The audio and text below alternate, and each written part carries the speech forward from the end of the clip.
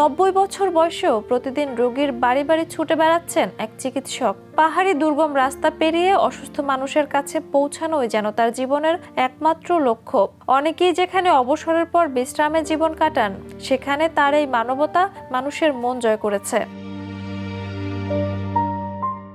যার অসাধারণ এই মানবিকতার গল্প বিশ্বজুড়ে প্রশংসিত হচ্ছে, তিনি ডক্টর কিরিল অ্যাপোস্তলভ।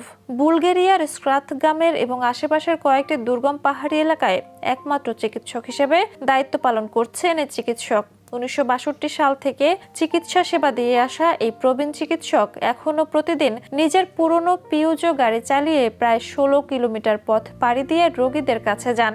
এরপর ক্লিনিকে বসে রোগী দেখেন, আবার প্রয়োজন হলে খাড়া পাহাড়ি পথ হেঁটেও বাড়ি বাড়ি চিকিৎসা সেবা দেন।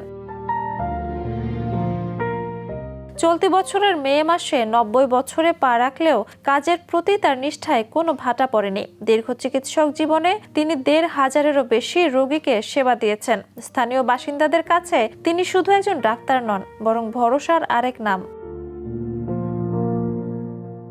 ডক্টর অ্যাপোস্তলভ বলেন, মানুষের ভালোবাসা ও আস্থা তাকে প্রতিদিন নতুন করে কাজ করার শক্তি দেয়। তবে তিনি এটাও জানিয়েছেন, যদি কোনো তরুণ চিকিৎসক এই দায়িত্ব নিতে এগিয়ে আসেন, তাহলে তিনি আনন্দের সঙ্গেই অবসরে যেতে প্রস্তুত। বুলগেরিয়ার অনেক গ্রামীণ এলাকায় চিকিৎসকের সংকট এখনো বড় সমস্যা। ফলে স্থানীয়দের জন্য ডক্টর অ্যাপোস্তলভের মতো নিবেদিত প্রাণ চিকিৎসকেরাই হয়ে উঠেছেন শেষ আশ্রয়। Jhuma Mridha, the news. দেশে দেশে সবার সাথে, দ্য নিউজ।